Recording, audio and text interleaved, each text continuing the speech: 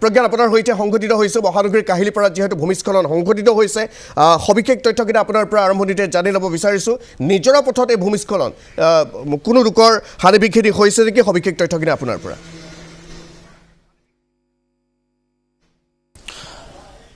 হয় যেহেতু পাৰ্থ আজি পুৱতি নিশাৰ পৰা যেহেতু গুৱাহাটী মহানগৰীত নেৰানেপেৰা বৰষুণ আৰু নেৰানেপেৰা বৰষুণৰ পাছতে এতিয়া কাহিলীপাৰাৰ যি নিজৰা পথত ভূমিস্খলন হৈছে মই প্ৰথম ইয়াৰ পৰিৱেশটো দেখুৱাই ল'ব বিচাৰিছোঁ পাহাৰৰ যি শিল মাটি খহি এনেদৰে পথত এতিয়া আবদ্ধ হৈ থকা পৰিলক্ষিত হৈছে মই পৰিৱেশটো দেখুৱাইছোঁ এয়া হৈছে কাহিলীপাৰাৰ নিজৰা পথৰ দৃশ্য পাহাৰৰ যি শিল মই মোৰ সহযোগীক কিছু জুম কৰি দিবলৈ অনুৰোধ জনাইছোঁ নিশ্চয় স্ক্ৰীণত দেখিছে এটা শিল আছে ইয়াত প্ৰকাণ্ড শিল আৰু এই শিলটো কিন্তু যিকোনো মুহূৰ্তত বাগৰি পৰিব পাৰে সেই স্থানতে আৰু এটা প্ৰকাণ্ড শিল আছিল সেই শিলটো ইতিমধ্যে তললৈ খহি পৰা পৰিলক্ষিত হৈছে শিলটোৰ সমান্তৰালকৈ মাটিৰে এতিয়া পথছোৱা সম্পূৰ্ণৰূপে বন্ধ হৈ পৰা পৰিলক্ষিত হৈছে আৰু এটা কথা উল্লেখ কৰিব বিচাৰিছোঁ কিন্তু এতিয়ালৈকে কোনো লোকৰে হানি বিঘিনি হোৱা নাই যদিও ওপৰত কিন্তু কেইটাটো বাসগৃহ আছে আৰু সেই বাসগৃহটো কেইটা বৰ্তমান কিন্তু বিপদসংকুল অৱস্থাত আছে যিকোনো মুহূৰ্তে ভয়ানক ঘটনা সংঘটিত হ'ব পাৰে একেবাৰে তেওঁলোকৰ যি ভেটি যিকোনো মুহূৰ্তত খহিব পাৰে কিয়নো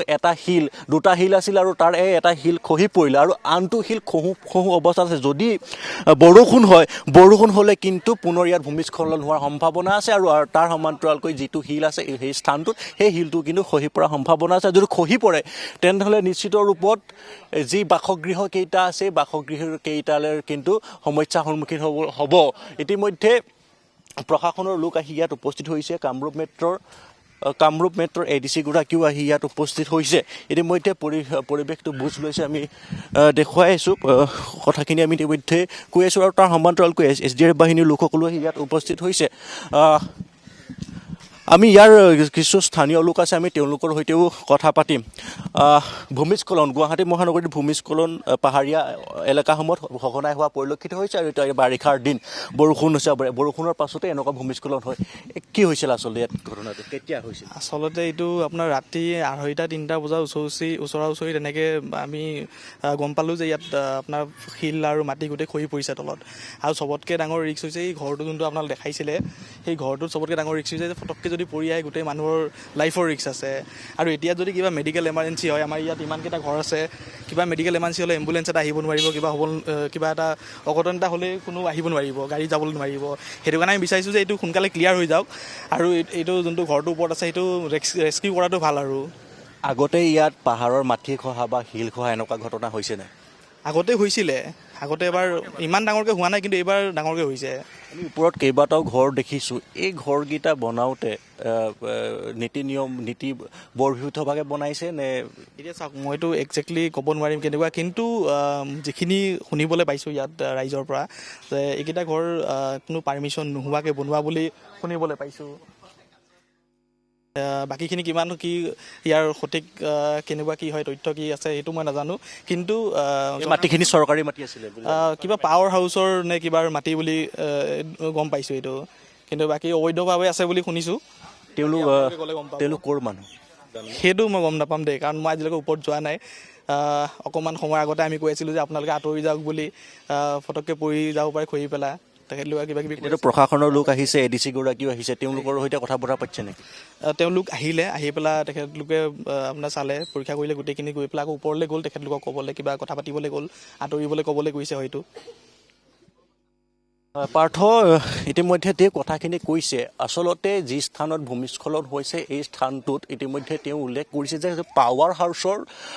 মাটি আছিল এইখিনি আৰু এই পাৱাৰ হাউচৰ নামত আবণ্টিত হোৱা এই মাটিখিনি কিন্তু দখল কৰি এনেদৰে অবৈধভাৱে গৃহ নিৰ্মাণ কৰিলে আৰু তাৰ পাছতেই এতিয়া দেখুৱাইছোঁ পৰিৱেশটো এতিয়া কিন্তু তেওঁলোকৰ বিপদসংকুলভাৱে ইয়াতে আছে যিকোনো মুহূৰ্তত যিকোনো ঘটনা সংঘটিত হ'ব পাৰে মই পুনৰবাৰ দেখুৱাইছোঁ দৃশ্যটো এয়া হৈছে গুৱাহাটী মহানগৰীৰ কাহিলীপাৰাৰ নিজৰা পথৰ দৃশ্য আজি পুৱাৰ ভাগতেই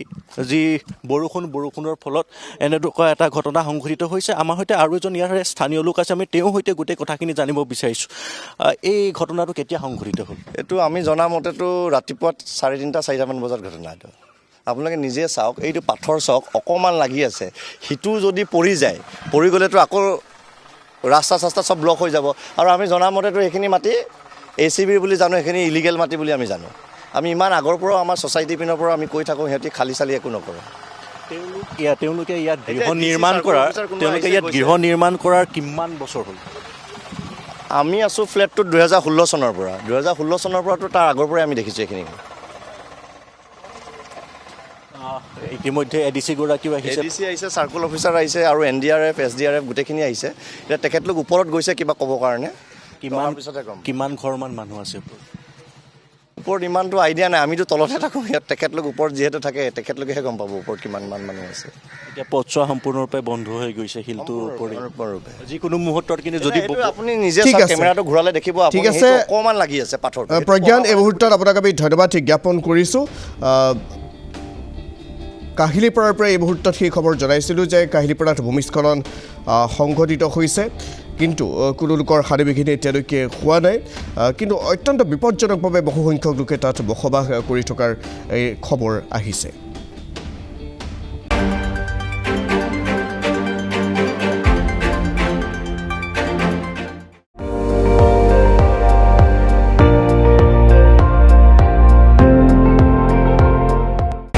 আপুনি চাই আছে ND24, সৰ্বশ্ৰেষ্ঠ নহয় সৰ্বোত্তমৰ দৌৰত।